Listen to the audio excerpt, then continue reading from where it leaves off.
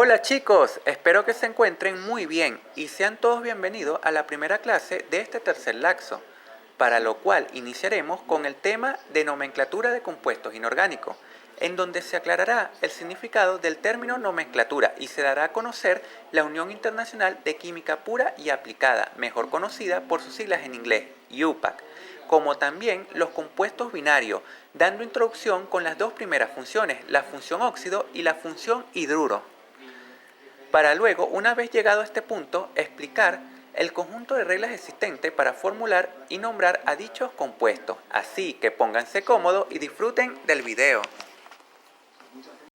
Muy bien chicos, en los tiempos inmemoriales de la alquimia y durante los primeros pasos de la química existían un número limitado de compuestos químicos, por lo tanto resultaba ser una tarea muy fácil memorizarlos todos. Pero a medida de que la química se fue desarrollando, empezaron a aparecer cientos y miles de compuestos nuevos, por lo que la memorización se convirtió en algo muy complejo y desde esta perspectiva se hizo necesario introducir a cada compuesto que con la química aparecía en distintos grupos que partieran del criterio de que son sustancias similares, ya sea por composición, reacción o estructura. En tal sentido, la responsable de lograr esta meta fue la Unión Internacional de Química Pura y Aplicada, UPAC, la cual es una organización especializada que ha logrado sistematizar a nivel mundial el nombre de los elementos y compuestos químicos. De esta manera nace el término nomenclatura, el cual hace referencia a sistemas para nombrar y formular compuestos químicos. En este sentido, un sistema de nomenclatura es un conjunto de reglas que sirven para nombrar y formular compuestos químicos. En la actualidad se utilizan tres sistemas de nomenclatura, conocidos como sistema de nomenclatura tradicional, sistema de nomenclatura stock y sistema de nomenclatura sistemática, respectivamente. Sin embargo, antes de explicar cada uno de ellos, se hace necesario aclarar qué es un estado de oxidación. El estado de oxidación se define como la carga imaginaria que tendría un átomo si contáramos todos sus electrones de acuerdo a un conjunto de reglas. Ahora bien, ¿cuáles son estas reglas? Bueno, estas reglas son las siguientes. La primera nos dice lo siguiente: el estado de oxidación para elementos libres es cero. Por ejemplo, si en una reacción hay elementos escritos de la siguiente manera, su estado de oxidación será cero. La segunda nos dice, el estado de oxidación del hidrógeno es +1 y del oxígeno es -2 en la mayoría de los compuestos. Por ejemplo, en el caso del agua, el estado de oxidación para el hidrógeno es +1 y para el oxígeno sería -2. En el caso del ácido clorhídrico, el estado de oxidación del hidrógeno sería +1. Y finalmente, en el caso del óxido férrico, el estado de oxidación para el oxígeno sería -2. La tercera establece lo siguiente: la suma algebraica de los estados de oxidación en moléculas neutras siempre es igual a cero. Entiéndase por moléculas neutras a todos aquellos compuestos como el agua, el óxido férrico, el dióxido de carbono, el bromuro de hidrógeno, etc. Por ejemplo, aquí tenemos el agua. Y como podemos ver, como ya se ha dicho antes, sus estados de oxidación son +1 para el hidrógeno y -2 para el oxígeno. Entonces, la suma de esos estados de oxidación debe ser igual a 0. Por ejemplo, en el caso de la molécula del agua, tenemos dos átomos de hidrógeno y como su estado de oxidación es +1, vamos a multiplicar 1 por 2. Mientras que por otra parte, el estado de oxidación del oxígeno es -2 y como tenemos una sola molécula de oxígeno, vamos a multiplicar -2 por 1. Obteniendo como resultado de multiplicar 1 por 2 es 2 y -2 por 1 es -2, y al sumar 2 más -2, símbolos diferentes, se resta y se coloca suma mayor. Como son iguales, nos restamos y nos quedaría 0. Y finalmente, chicos, tenemos la última, la cuarta, la cual nos dice lo siguiente: la suma algebraica de los estados de oxidación en iones poliatómicos siempre es igual a la carga del ion. Entiéndase como iones poliatómicos a todos aquellos iones que están formados por dos o más átomos. Por ejemplo, aquí tenemos el ion oxidrilo, cuya carga es -1. Así que la suma de los estados de oxidación de sus componentes, que en este caso sería el oxígeno y el hidrógeno, debe dar -1, ya que esa es la carga del ion. Para averiguarlo, haremos la suma algebraica de los estados de oxidación de sus componentes procediendo de la siguiente manera. Como tenemos un solo átomo de oxígeno y su estado de oxidación es -2, vamos a multiplicar -2 por 1. Luego, ese resultado lo sumaremos por el resultado de sumar 1 por -1. ¿Por qué 1 por -1? Pues tenemos un solo átomo de hidrógeno y el estado de oxidación del hidrógeno es +1. Así que efectuando esa multiplicación nos quedaría -2 por 1, -2, más 1 por 1, 1. Y al sumar algebraicamente esas dos cantidades tenemos -2 más 1. Signos diferentes se resta y se coloca el signo al mayor. Como en este caso el 2 es el mayor, el resultado va a ser un número negativo. Y si a 2 le restamos 1, nos da como resultado 1, obteniendo como resultado final -1, que es igual a la carga del ion. Muy bien, chicos, ahora sí, una vez entendido qué es un estado de oxidación y cómo asignarlos de acuerdo a un conjunto de reglas previamente establecidas, podemos indagar sobre cada uno de los sistemas de nomenclatura propuestos por la UPAC. Sistema de nomenclatura tradicional. Este sistema de nomenclatura se basa en el número de estado de oxidación con el cual trabaja cada elemento. Es decir, si un elemento trabaja con un solo estado de oxidación, solo se nombra la función química seguida del nombre del metal al cual pertenece. Chicos, una postdata antes de continuar. En los siguientes ejemplos solo nos enfocaremos en cómo nombrar compuestos y su formulación las estudiaremos más adelante.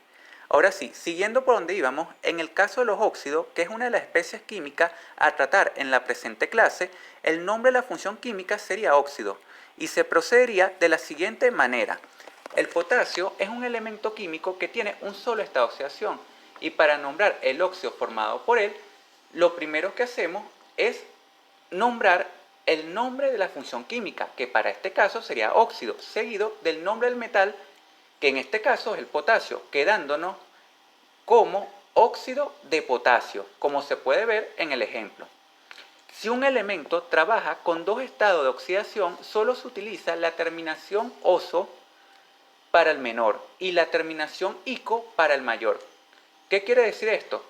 Bueno, en el siguiente ejemplo tenemos el cobre, que es un elemento que tiene dos estados de oxidación, +1 y +2 respectivamente. Y para nombrar el óxido formado por él, procedemos de la siguiente manera. Nombramos la función química, que para este caso sería óxido, seguido del nombre del metal al cual pertenece con la terminación oso, quedándonos óxido cuproso. Cuando este mismo elemento trabaja con el estado de oxidación mayor, que en este caso sería +2, nombraríamos el óxido formado por él de la siguiente manera. Nombramos la función óxido, seguida del nombre del metal, con la terminación ico, quedándonos óxido cúprico. Ahora bien, si un elemento trabaja con tres estados de oxidación, solo se utiliza el prefijo hipo para el menor acompañado del sufijo o la terminación oso, es decir, hipooso. La terminación oso para el que sigue y la terminación ico para el mayor. Bueno, chicos, suena un poco enredado, pero lo entenderemos más fácil analizando este ejemplo. Tenemos el azufre. El azufre es un elemento que tiene tres estados de oxidación, +2, +4 y +6 respectivamente.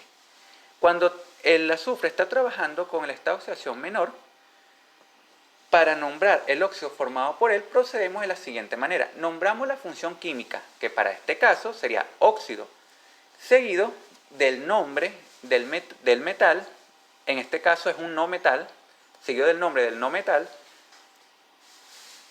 utilizando el prefijo hipo y la terminación oso, quedándonos óxido hiposulfuroso, como se puede ver en el ejemplo. Cuando el azufre trabaja con el estado de oxidación siguiente, que sería el +4, para nombrar el óxido formulado por él, procedemos de la siguiente manera. Nombramos la función química, que en este caso es óxido, seguida del nombre del metal con la terminación oso, quedándonos óxido sulfuroso. Y finalmente, cuando el azufre trabaja con el estado de oxidación mayor, que en este caso es +6, para nombrar el óxido formado por él, procedemos de la siguiente manera. Nombramos la función química seguida del nombre del metal terminado en el prefijo ico, quedándonos óxido sulfúrico. Y finalmente, chicos, si un elemento trabaja con 4 estados de oxidación, solo se utiliza el prefijo y el sufijo hipo-oso para el menor, la terminación oso para el que sigue, la terminación ico para el penúltimo y el prefijo y sufijo per-ico respectivamente para el último. Veamos un ejemplo. El cloro es un elemento que tiene 4 estados de oxidación, más 1, más 3, más 5 y más 7. Cuando el cloro trabaja con el menor de ellos, que es más 1, procedemos de la siguiente manera. Nombramos la función química, seguida del nombre del no metal a la cual pertenece, con el prefijo hipo y la terminación oso, quedándonos óxido hipocloroso, como se puede ver en el ejemplo. Cuando el cloro trabaja con el estado de oxidación que sigue, que en este caso sería el más 3, procedemos de la siguiente manera. Nombramos la función química, que en este caso sería óxido, seguida del nombre del no metal con la terminación oso, quedándonos óxido cloroso.